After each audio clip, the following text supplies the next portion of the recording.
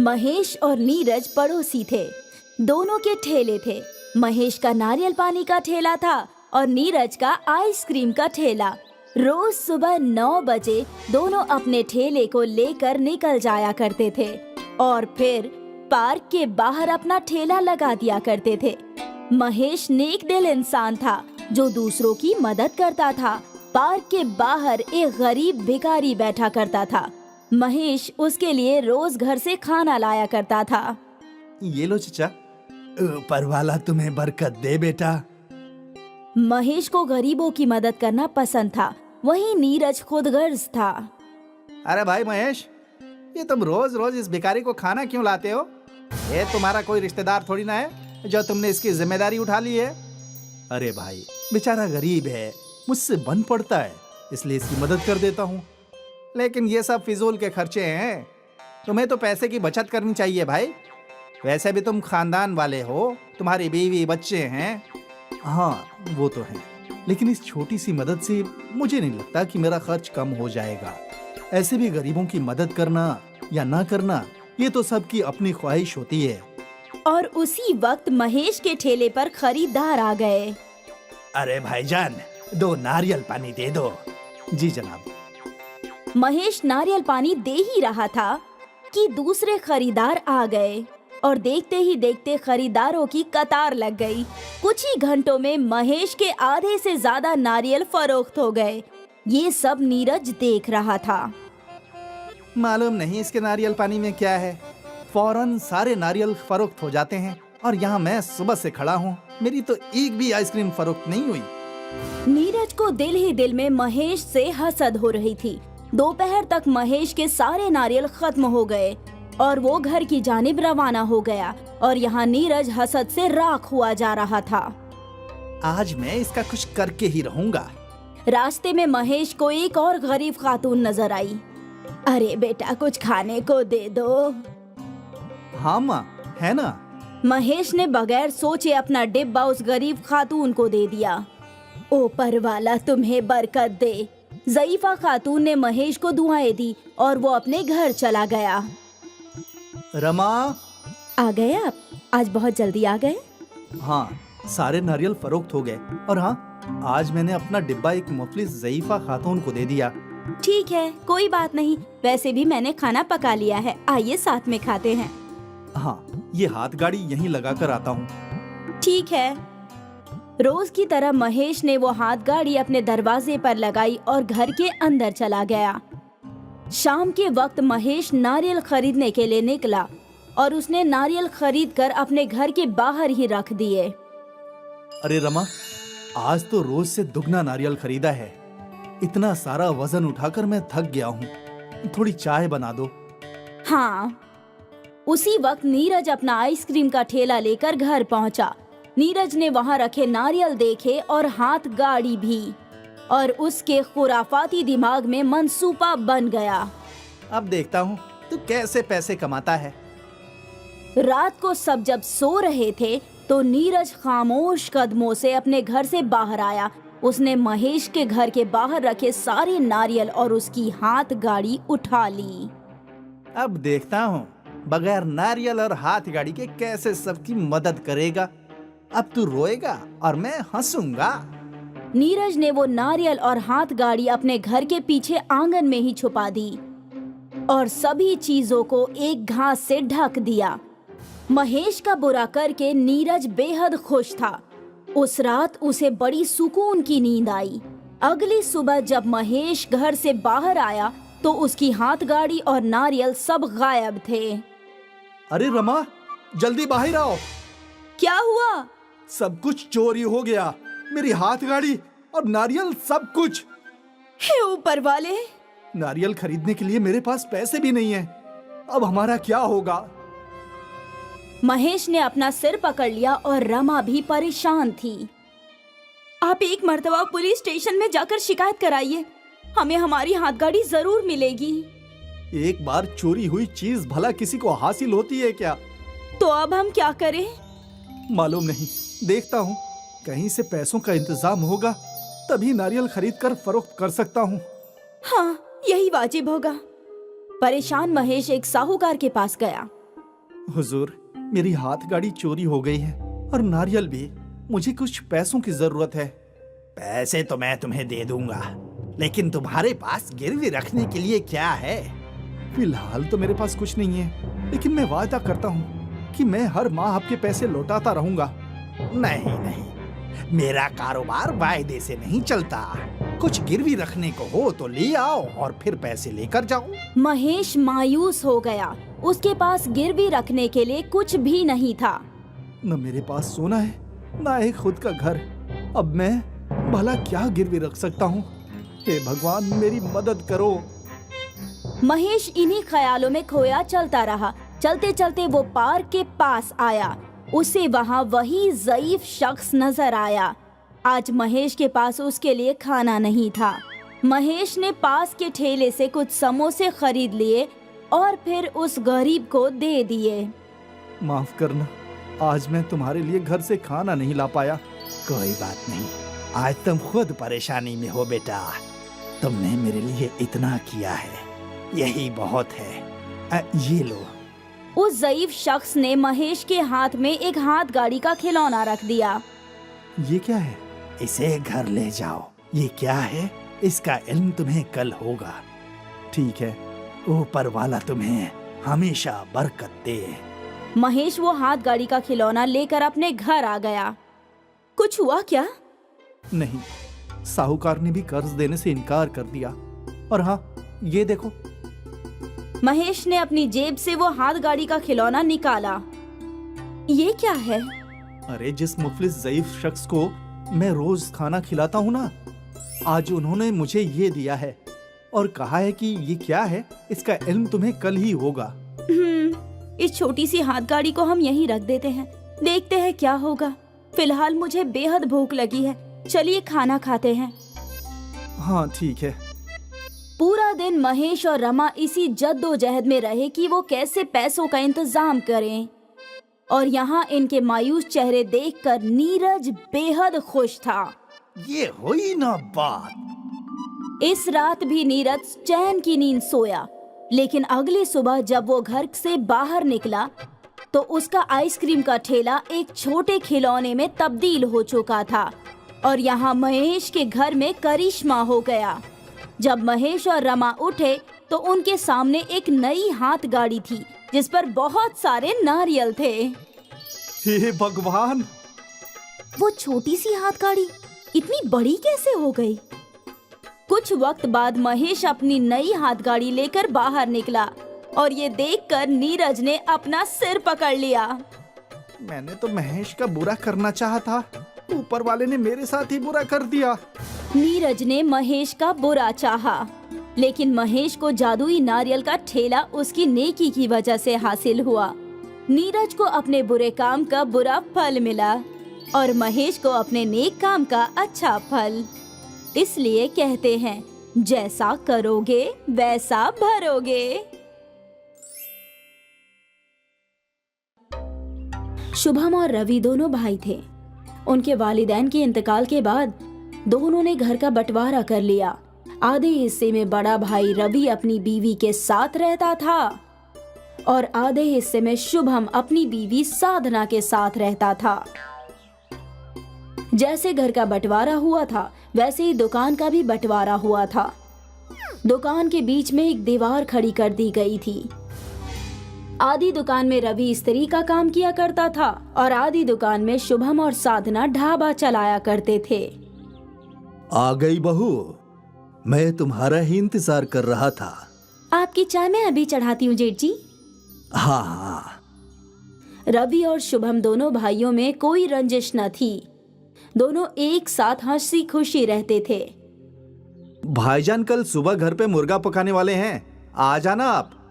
हाँ हाँ, तेरी भाभी से छुप कर आ जाऊंगा। अरे जेठ जी, मैं आपके लिए और भाभी के लिए भी मुर्गा पका दूंगी। ना ना ना ना, ऐसा ना करना। मैं अपनी बीवी को बखूबी जानता हूँ। वो ना मुझे तुम्हारे हाथ का कुछ खाने देगी और ना खुद खाएगी। जैसा चल रहा है वैसा ही सही है। कम से कम मैं छुप छुपा कर तुम्हारे हाथ का जायकेदार खाना तो खा सकता हूँ। ठीक है जेठ जी। साधना ने रवि को चाय पेश की और फिर ढाबे का काम शुरू किया। खरीदार आने लगे। बाजी 2 चाय और 1 ऑमलेट पाव। ठीक है भाईजान। साधना किचन संभालती और शुभम खरीदारों को। दोनों मिलजुल कर काम करते थे। सुबह से शाम तक उनका ढाबा चलता रहता और फिर शाम के समय साधना सबके लिए नाश्ता बनाती। जी आइए, मैंने आपके लिए स्पेशल अंडा भुर्जी बनाई है। अभी आया। साधना, रवि और शुभम एक साथ बैठकर नाश्ता किया करते थे। खुश रहो बहू, तुम्हारे जैसी बहू हर खानदान को मिलनी चाहिए। तुम जैसे शुभम की मदद करती हो, मैं भी सोचता हूँ कि काश गायत्री भी मेरी ऐसे ही मदद करती।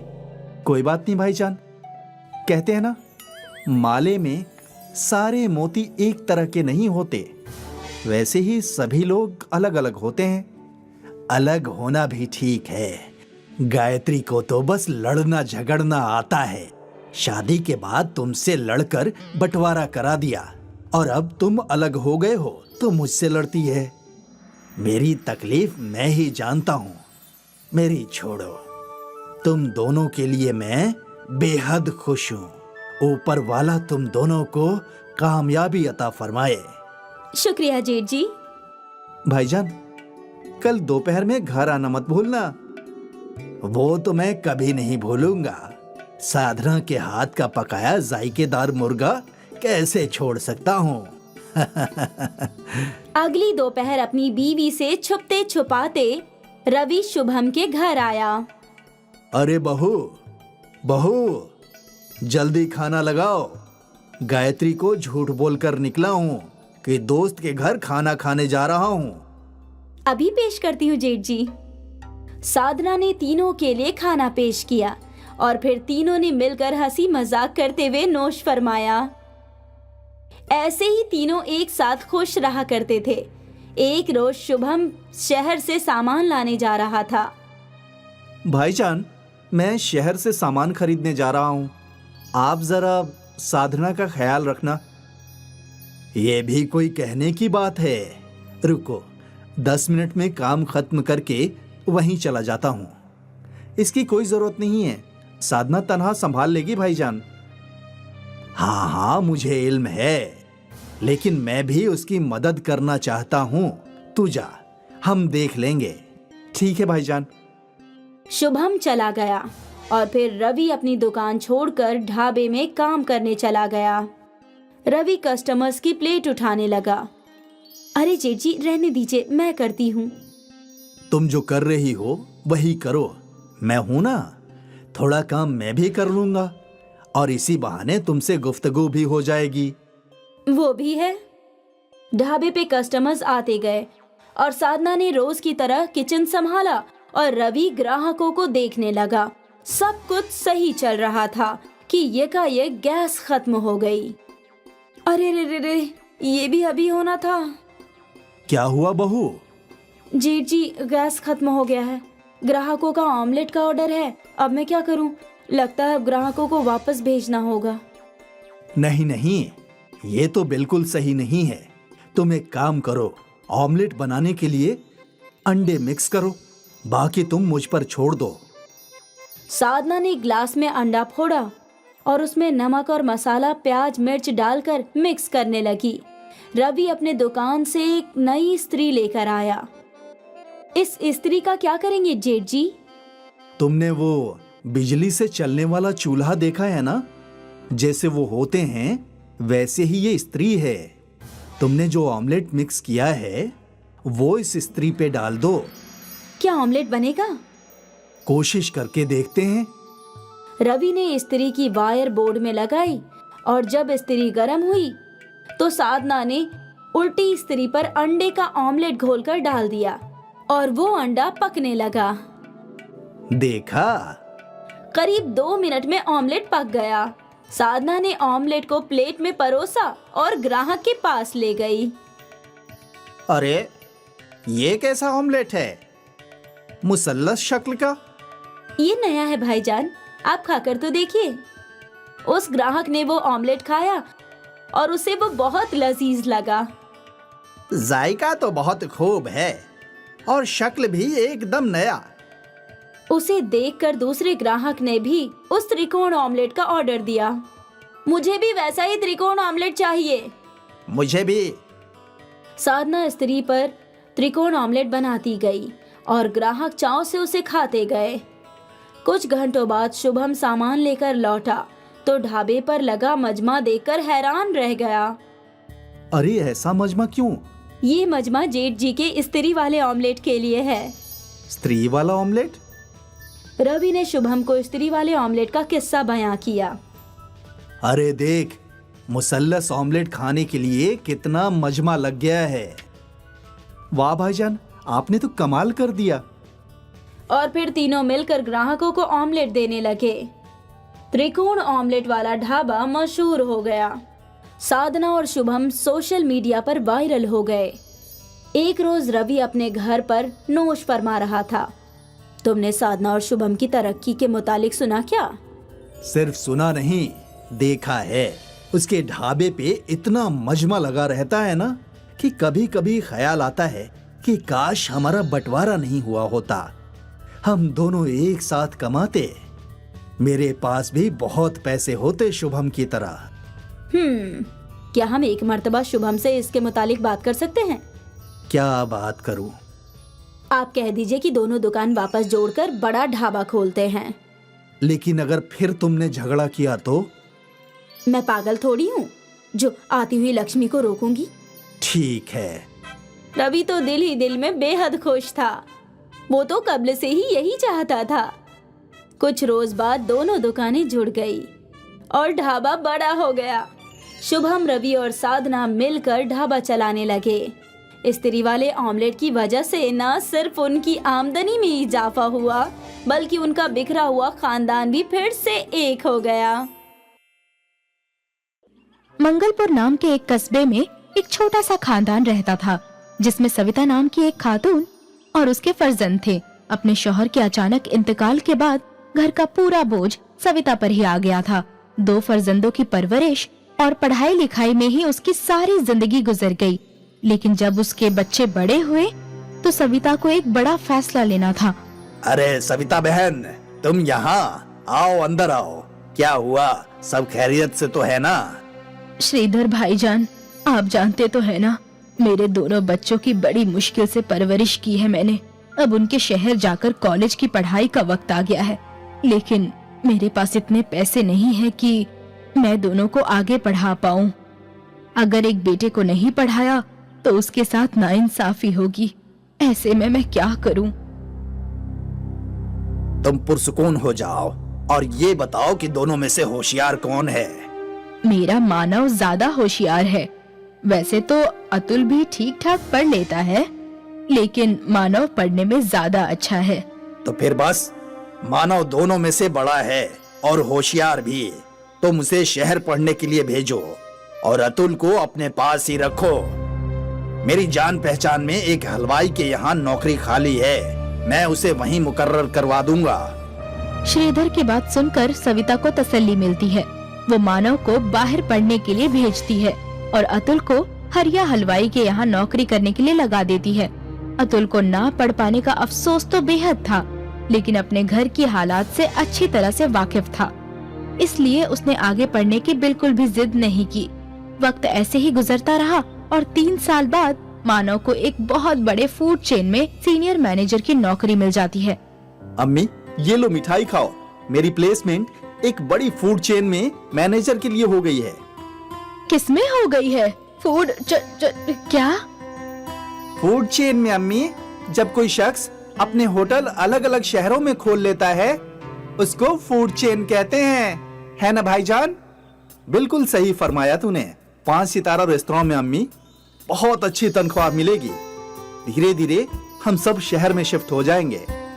थोड़े महीनों में मानव की तरक्की जूनियर से सीनियर लेवल पर हो जाती है और वो अतुल और सविता को शहर ले जाता है। अम्मी, कल मेरे बॉस रात को खाने के लिए आ रहे हैं। जब मैंने उन्हें बताया कि मैं अपने पूरे खानदान को यहाँ ले आया हूँ तो वो बेहद खुश हुए। अरे वाह, तो बुला ले उन्हें। आखिर हम भी तो मिले तेरे बॉस से। लेकिन अम्मी, तुम तो बीमार हो, तो फिर खाना कौन बनाएगा? तुम फिक्र मत करो भाईजान। जब तुम पढ़ रहे थे तो मैं हरिया हलवाई के पास बहुत काम सीख लिया है। तुम देखना, ऐसा खाना बनाऊंगा कि खाने के साथ उंगलियां भी चट कर जाएंगे। लेकिन एक बात का ख्याल रखना अतुल, बॉस 5 सितारा रेस्टोरेंट के मालिक हैं, खाना उसी के हिसाब से होना चाहिए। आप इन सब बातों की जरा भी फिक्र मत कीजिए भाईजान, बस काम पर तवज्जो दीजिए। देखना, खाना खाते ही आपकी डबल तरक्की पक्की। कहते ही सब खिलखिला उठे। अगले रोज अतुल खूब दिल लगाकर बहुत सारे जायकेदार खाना बनाता है। भाईजान, लगता है आपके बॉस आ गए हैं, मैं दरवाजा खोलता हूँ। नहीं नहीं अतुल, तू रहने दे। बॉस क्या सोचेंगे कि कैसे कपड़े पहने हैं इसके भाई ने। मैं खोलता हूँ दरवाजा। और सुन, तू अंदर ही रहना, ज्यादा बाहर निकलने की जरूरत नहीं है।